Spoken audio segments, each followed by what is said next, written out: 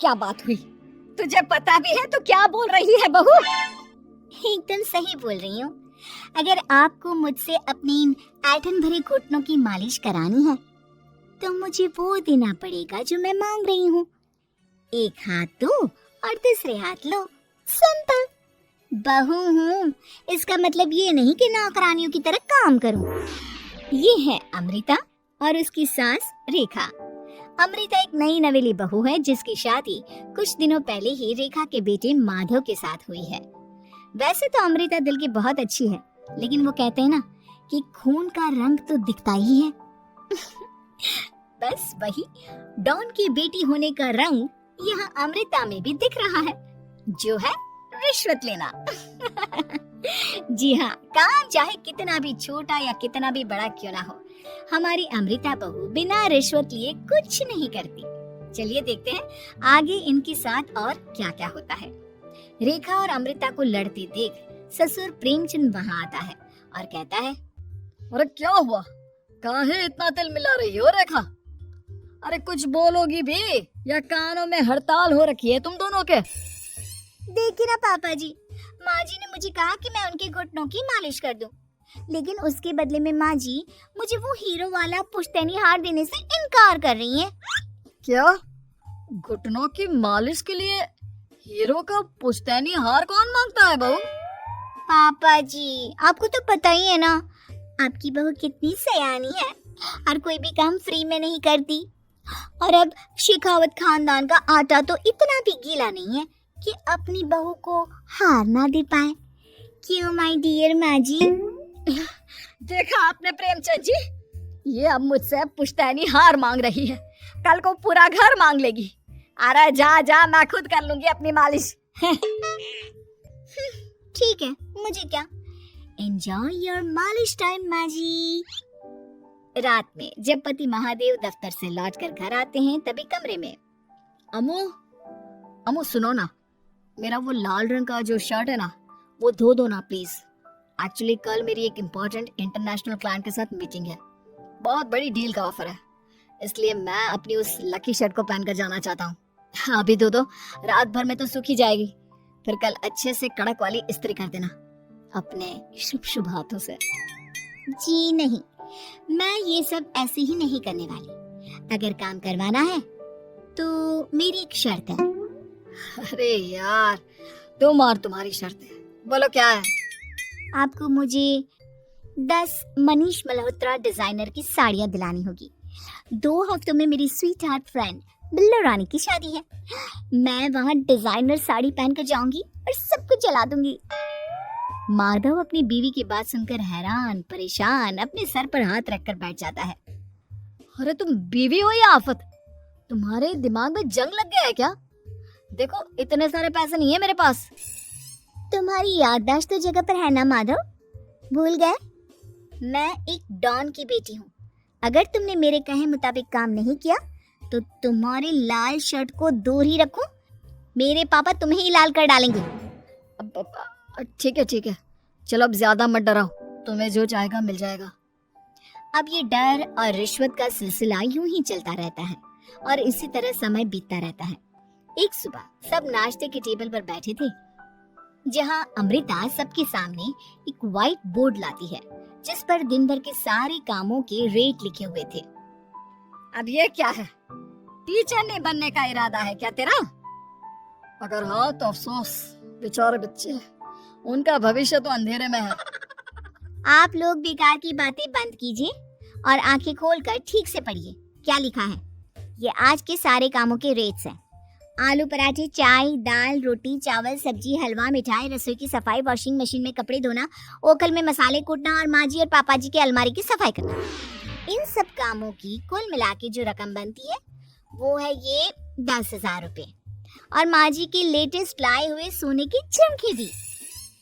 अमृता, तुम इंसान हो या हैवान? जरा तो दया करो हम पर। हे राम जी, उठा लो, अब ना देखा जाता ये सब। सच में पता नहीं कौन सा दिन था वो जब ये हमारे घर आई। महादेव, तेरे प्यार ने तो हमारा जीना दुश्वार कर दिया बेटा। दुनिया में बहुत रिश्वतखोर लोग देखे, लेकिन ऐसी रिश्वतखोर बहू पहली बार देख रहा हूँ जो अपने ही परिवार को लूटने में लगी है। बहू, तुझे पता है ना कि ऐसे रिश्वत मांगना गुनाह है। पापा जी, मैं कोई गुनाह नहीं कर रही हूँ। रिश्वत लेना बाहर की दुनिया में गुनाह है। मैं तो बस अपना हक मांगती हूँ। मेरी रिश्वत रिश्वत नहीं, मेरा शगुन है, नेग है। और वैसे भी मैं एक बहू हूँ, इसका मतलब ये नहीं कि मैं सब काम पूरी जिंदगी फ्री में करूँ, आपके चरणों को धोते बैठूं और 24 घंटे आपकी नॉन स्टॉप सेवा करती बैठूं। चलिए छोड़िए, नाश्ता और खाना चाहिए तो बोल दो जल्दी से, वरना मैं चली थिएटर। आज मेरे फेवरेट सलमान की पिक्चर रिलीज हुई है। इतना कहकर अमृता वहां से चली जाती है। इस बेवकूफ का जल्दी कुछ करना पड़ेगा। कुछ दिनों बाद घर में पूजा रखी थी और पूजा में 11 पंडितों का खाना बनाने के लिए कहा जाता है, वो भी नई बहू के हाथों से। देखो अमृता बहू, आज घर में पूजा है, 11 पंडितों को खाना खिलाना है। 56 भोग बना पाओगी? उन्होंने कहा है कि नई बहू के हाथों का खाना ही होना चाहिए, नहीं तो मैं रेखा को ही बोल देता हूँ। ओ कम ऑन पापा जी, खाना तो मैंने फ्री फंड में अपने घर में भी कभी ना बनाया। तो अब आपको क्या लगा कि पूजा का नाम लेकर आप मुझे अपनी झांसी में फंसा लोगे? अरे कल मुही, बस अब बस, पहले सुन भी ले क्या कह रहे हैं हम। तुम्हें जितने पैसे चाहिए, जितने तोहफे चाहिए, सब ले लेना, बस पूजा पाठ में कोई बाधा नहीं आनी चाहिए। ओहो, ये हुई ना समझदारी वाली बात। ठीक है, अब आप लोग निश्चिंत रहिए, मैं ऐसा खाना बनाऊंगी कि उन 11 पंडितों की 11 पुश्तें भी मेरे खाने के स्वाद को याद रखेंगी। अमृता पंडितों के लिए खाना पकाती है और पूजा संपन्न होने के बाद उन्हें केले के पत्तों पर खाना परोसती भी है, जिस पर खाने का पहला निवाला खाते ही वाह वाह वाह वाह, क्या भोजन है। हम इतनी जगहों पर जाते हैं लेकिन इतना अच्छा स्वाद तो काफी मुश्किल से चखने मिलता है। रेखा जी, प्रेमचंद भाई साहब, आप लोग सच में भाग्यवान हो कि आपको इतनी सर्वगुण संपन्न बहू मिली है, जिसके हाथों में साक्षात माँ अन्नपूर्णा विराजती है। सर्वगुण संपन्न, सबको संपन्न कर देगी यह खूंखार औरत। कुंडली मार कर बैठ गई है मेरे बेचारे बेटे के जीवन में। इसका उपाय तो पंडित जी के पास जरूर रहेगा। रेखा अगले दिन पंडित जी के पास जाकर उन्हें अमृता के बारे में सब कुछ बता देती है, जिसे सुन पंडित जी भी परेशान हो जाते हैं। अरे अरे अरे अरे अरे, ऐसी बहू तो 7 जन्मों में भी किसी को नसीब ना हो भगवान। देखिए रेखा जी, आपकी रिश्वतखोर बहू और आपके बेटे की कुंडलियों को जोड़कर देखा है मैंने, लेकिन इसमें तो यही बता रहे हैं कि ये आपके जीवन से कभी नहीं जाने वाली। इसलिए उसे सुधारने के लिए जल्दी आप लोगों को ही कुछ करना होगा, नहीं तो एक दिन वो आप लोगों को कंगाल करके ही दम लेगी। नहीं नहीं, ऐसा हरगिज नहीं होगा।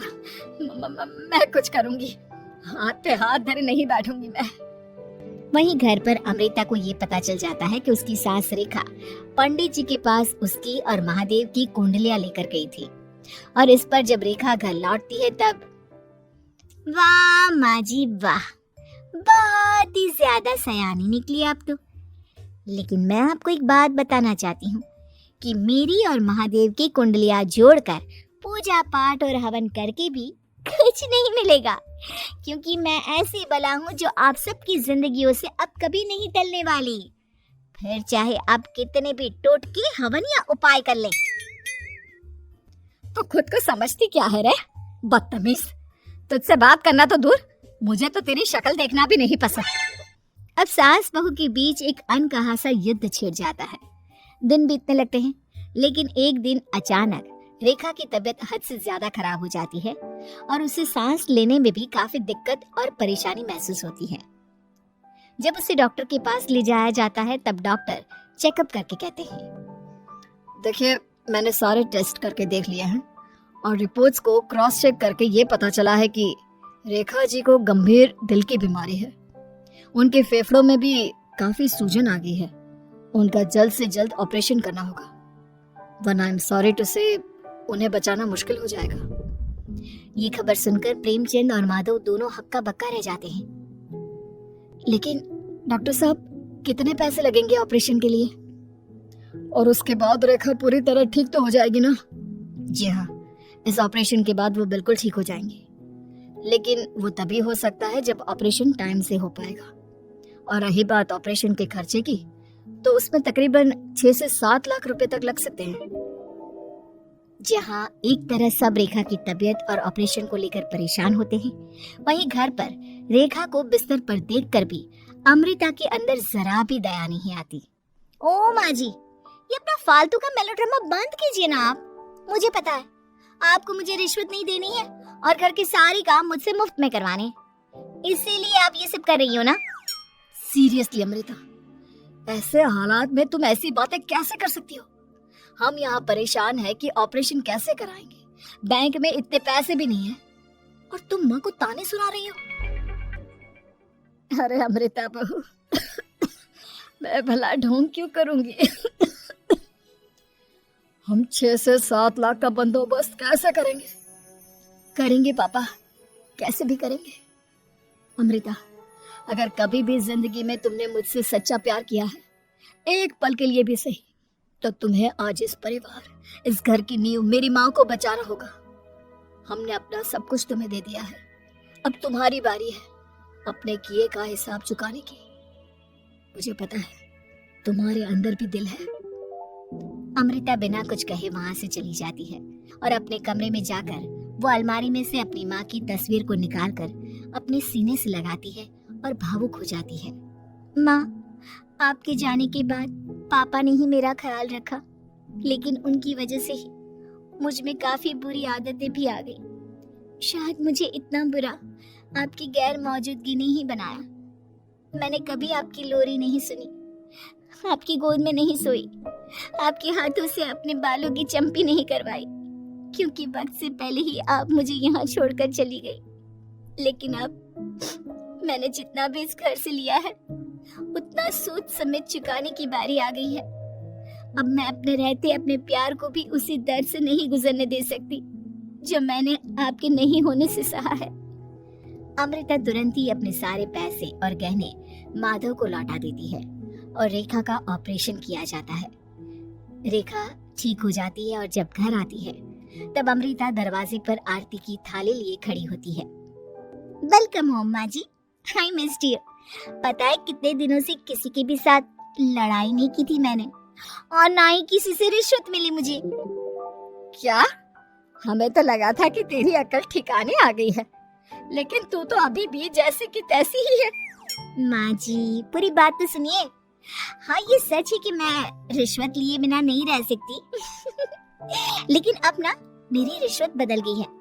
अब मुझे हर काम के बदले झप्पी, अपनापन, प्यार और अपनी इस माँ का दुलार चाहिए।